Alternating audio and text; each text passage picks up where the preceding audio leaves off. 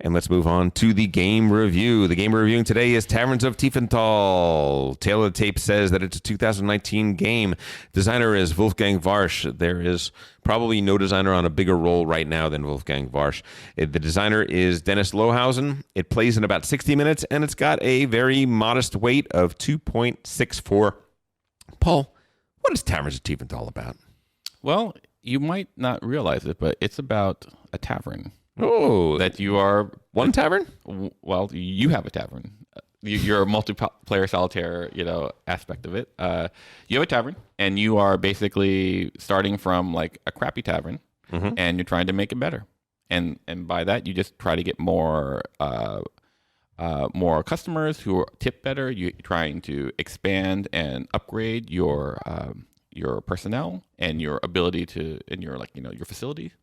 And basically, from that, you start off from a small, humble tavern to a large. What would be a good word for it? A big tavern?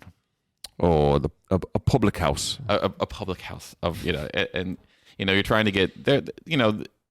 It's basically an engine optimization game. Oh, it's Dominion. It's Dominion with what you call it, with the board. And dice. Strangely, it has both. Yes. It is a game that has both dice and cards and a segmented board, which is interesting. The idea being that you start with a hand of cards, and these cards are deadbeats. These are patrons that come to your bad little tavern every day. Humble, not bad. Humble. It's awful. It's just there's a dog that's just laying on the floor. The money that you collect goes into a little change purse that's sitting in the middle of the place. You don't have anything. You don't have a dishwasher. You don't have a waitress. You got nothing. It's a bad place. And because of that, you got bad clientele. They come in and they are the stingiest people in the world. You feed them and they barely want to tip you, right? They barely want to give you anything. But they do pay you some money, and with that money, you can buy other people, other personnel that you can add. You could get a minstrel. A minstrel is going to add to you. Yeah, they're going to entertain you, and they're going to make your place a little more prestigious. By the way, this game has several modules. I think that for us, the game is so light that you should just play with all the modules. Yeah. At BGG Con, we played the base game. The second time we played with all 5 modules, and the added teach time was 5 minutes to teach every other thing in the game. It plays very well with all of the things. So I'm going to describe the full game version. You could get a dishwasher who is going to be able to improve your place in that way. You could be able to get a waitress. She's going to make your place better, and so on and so forth. Those are cards. Those cards do not go into your discard pile like most other games. They go on top of your deck so that you draw them first when you draw the new thing. You're going to draw cards at the beginning of your round until all of the tables at your establishment are full. You start off with 3 tables that are available, which is going to be limited, right? It's going to limit what you can do because it's not going to be long before you have 3 patrons sitting at the 3 different tables, and then you're going to be done with your action. But you can do certain things. You could buy a table, and now you have a table card that when that comes out, you have a 4th table. Or you could pay a lot more money, and you can pull the puzzle piece out of the board that shows those 3 tables, flip it over to the other side where it shows 4 tables. Permanent 4 tables. Correct. Permanent 4 tables. The board is designed so that there are 1, 2, 3, 4, 5, 6, 7, probably about 9 or 10 different components to the board that can be paid to upgrade. And when you flip it to the other side, it's better. So your beer cellar that can normally hold 2 beers can now hold 5 kegs of beer. Your money cellar can not hold 2 bags of money, but can now hold 10 bags of money or something along those lines. You have a place where you have a dog just sitting there, turns into a permanent waitress that you have for the rest of the game. Not problematic at all. It's not. We're not saying that the dog and the waitress are equivalent. We're just saying that that's not what we're saying. I'm not saying that. I'm just saying I literally just said it's not problematic. There you go. All right. So you could do all of those sorts of things. But the money isn't the only economy in the game. Beer is an economy in the game as well. There are ways to generate beer as well in the game, and then there are other cards that you can only purchase with beer. So there are cards you can only purchase with money. So think of it this way: like money buys personnel and upgrades, and beer buys clientele. Yes, that's exactly right. So beer buys new people, and the people that come in, well, they're just a better class of people. Let's just say that, right? They are bigger tippers. I'm a lot more egalitarian than you. Class might have been the wrong word, but they're people that are gonna they're gonna come in and they're gonna help you out, right? Exactly. Each one of these people, when they come into your establishment, when you deal them out into your establishment, they require a die to activate them, which is where the dice come in. Everybody starts with 4 dice and a coaster. And you're going to roll those 4 dice, put them on the coaster, and then here is where it is not multiplayer solitaire. Each person is going to choose one of those dice and then pass the 3. So you're dice drafting. You are dice drafting indeed. The cheap deadbeats that you start off with need 1s or 2s. The guy that needs a 1 only tips 1. The guy that needs a 2, the woman that needs a 2 only tips 2. When you start getting these better guys, all of a sudden you have the woman that is a patron that she requires a 4, but guess what? She tips 4. She pays you 4 for each of those things. It's pretty good. There are spaces on the board that require the beer delivery system, your beer cellar. Your beer cellar requires 1s or 6s, but not both. So you're going to have to make that decision pretty early on. I have a 1 and a 6 on my little board, but I look at Jesse, who is on my right. He's going to be passing me dice, and he's got 2 6s. So I'm going to take a 6 now because I know Jesse's going to pass me another 6, and I'm going to take that. The idea being that the more 6s that you have, or the more 1s that you have in that beer cellar, they multiply with the number of beer symbols that you have in your cellar at that particular time. You can get more beer symbols by flipping that piece or by getting beer cellar delivery cards that you can have as well. So as you can see, this is a game where you're going to be drafting dice to activate the cards that you have already dealt out to your place. So you're trying at the same time to get a great deck of cards going that is not all the same. It has to have variety. Right? Because what you don't want is you don't want to have 8 great cards, but they're all 1s and 2s. Absolutely.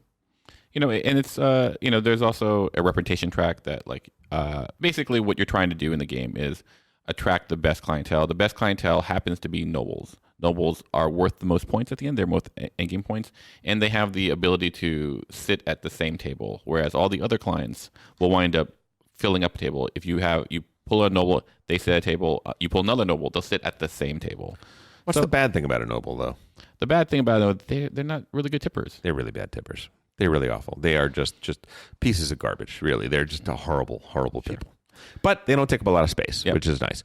So if you hear Dominion in this, it is. It has a lot of Dominion in it, because in Dominion, you're buying cards and you're getting better cards, and the cards, when you buy a gold, all of a sudden you're generating more money, which allow you to buy better things and so on and so forth. But you only score points by buying provinces and duchies and so on and so forth. And those cards come into your hand and they are virtually useless. Or in Dominion, they're absolutely useless, and they actually degrade your hand, but they're also the way you score points, which is a very interesting dichotomy. In this game, you're drafting nobles, which are worth 10 victory points at the end of the game each, but they only generate 2 income, so they're bad on income. But because they stack on top of each other, you're never going to be stuck. If you deal 3 nobles in a row, they still only take up that 1 table. So you still have a hand to draw, which I don't think is a good thing, actually. I understand the design decision. Oh, we're getting into it now? I think we should. I think, well, is there anything more that we need to talk about how the game works? Some cards have victory points on them. You're going to count up all the victory points on your cards at the end of the game, and that is going to be who wins. The cards with the beer, the better patrons on the beer side are the ones that give out the bigger bonuses. They tend to be in the 3, 4, 5 victory point range, and you get 10 for the nobles, so you're really aiming to get nobles. The ways to get nobles are improving your reputation will get you a noble eventually, and delivering large beer amounts. Beer amounts of 9, 14, 18, things like that will get you one or more nobles in one play. Yep. I mean, you were saying, Tom. So, look, let's start off with the basis. This is a delightful game. Delightful. It really is. Yep. It is the theme plays so well. I get invested in my little tavern that I'm making. I'm trying to make it better. The ability to flip these pieces over and visually have a representation that my place has just gotten that much better is wonderful. It really is fantastic. Putting out the patrons and feeling like I'm the person with the tavern, and I'm like, oh, wow, we got a VIP there. That guy's going to tip 4. Oh, I have to make sure that I take care of him, sir. And you, the one tipper, I wish you would just die. I wish you would just die. When you have a waitress, you have 3 dice that are only your color, and you get to roll those dice and add them in. And those are dice that are not shared with anybody, so you can get more actions that way. It's a very interesting little engine builder puzzle that is. The theme carries the game. The theme really plays very well with everything. Everything feels well themed and well put together, and because of that, it's just fun. It's just fun to play, right? That's. I think I was talking to. I was talking to Matt, and the word that we were using was it's relaxing. Yeah, you're building your little tavern. You know, the Boarhead by Donley, if you will, and you go from humble to extravagant, and it's easy. It doesn't feel like a sense of scarcity, like say Age of Steam, that like just crushes your heart. Like, the fact that you buy a card and you put it on your draw deck is the thing that makes it feel fun, because you always feel like there is plenty. The things that you have just bought, are going to be used immediately. So you're building for your next turn right away, which is nice. Yeah, and so there's an ease about the game that's really relaxing, and I think that's one of the great things about this game. Where if you were just to sit with a group of people who just wanted to have a good time building a little thing and chatting and not focusing on like tripping each other, I think this game would be perfect for that group. Yeah, I think for the casual gamer, the family gamer, sort of non-gamers that want to get into the hobby, I think it's got enough strategy to it that it's interesting, but it is light and fun and easily understandable by everybody. So I think it's a win for that category of game. That's right. It hits its category. Like, this is Matt's second favorite game of the year. Yeah, I it's on my top 10. That's for sure. Yeah, no, I have, the only thing is like it's not Here I Stand, or it's not Fire in the Lake. That's his criticism. But why? Why isn't it Fire on the Lake? That's right. It should be Fire on the Lake. Not enough. Not enough. This should be counterinsurgency operations. That's what this should be. Exactly. So it's perfect for its category. It reminds me, in a way, it reminds me of Wingspan as far as like being good for its category. Yeah, I think that's fair. I think that's fair. And it's not just multiplayer solitaire. The dice drafting is a very effective way at adding a little into what is somebody else doing and not just me, and what is the best play that I have here based on what other people are doing. Yeah. I wish there was more about it, but that's me. You know well that multiplayer solitaire is a problem for me. It's something that I don't love. I will say this, that even without the dice drafting, I still very much enjoy this game. There are some games that get me past the hurdle of multiplayer solitaire because I really am invested in the solitaire game that I'm playing, and to improve my little tavern and to make it flourish and to make it function and to get all these high rolling clientele in and to have it all working. It's a delight. It's really fun. Yeah. My only criticism for the game is that it's breakable. I agree with that. Listen, we have not played it enough to say this definitively, but I do feel like it appears for our limited amount of playing that that it's not going to have a ton of life. You're not going to be able to play this game 50 times because there appears to be a dominant strategy ish, but it could easily be like house ruled, or like just an adjustment to like the one dominant strategy, which I'll let you guys discover. Like can be mitigated. We might probably want to tell it because it's a common it's a common card game, engine builder thing. Card culling, which is where you're taking bad cards out of your deck and you're managing your deck. Instead of your deck growing and growing and growing and becoming more and more random, you are cutting your deck down and it's becoming the same size it started off as or only a little bit larger. I played the game recently and was able to, by the 5th round of 7 or something along those lines, be able to play every card in my hand every time. So basically, the moment you have more tables than patrons, you're at a position where you will always play all your other cards that amplify your your tavern. So you'll get all your beers and all your monies, or at least all the patrons, and so you can really control. There isn't a limiting factor, and for me, like I feel like the simple house rule would be like if that ever happens, if you go through your whole deck, you lose a patron or something like that. Something like that. So like or a table, you're saying is right. Or actually, I would say patron, so that people are disincentivized from trying to break that strategy. Yeah. I mean, that could work. Look, I think that for gamers, I don't know if this is ever going to be a gamer game, but I think there's a gamer game there. I think it could be done. Dominion, listen, people say what you want about Dominion. It's a good game. It's a very well designed game.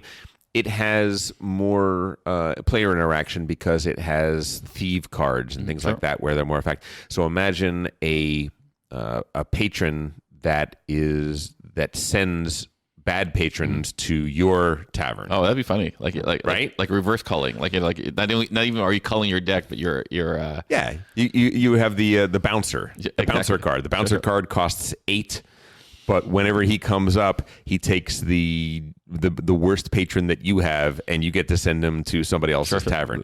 I think that's I think that that's just the very first thing that came up off the top of my head. I think there's a lot of things like that you could do to add to this game. I think the game feels very lean. It feels like exactly what it's supposed to be and nothing more. I do think that there's a lot more that you could do with card variety and card actions to expand this universe. And I hope Wolfgang does. He's a very busy guy. He's got a lot of games that he's designing, so I don't know if he will. But for what it is, it's a pretty great game. I don't think that you should count on being able to play it tons and tons of times, except with the most casual and non-gamers. But gosh, I think it's a wonderful game to play with your family. I think it's a wonderful game to play with friends that really aren't into the hobby. I think it could kind of get them into it a little bit. No, absolutely. Thumbs up for me.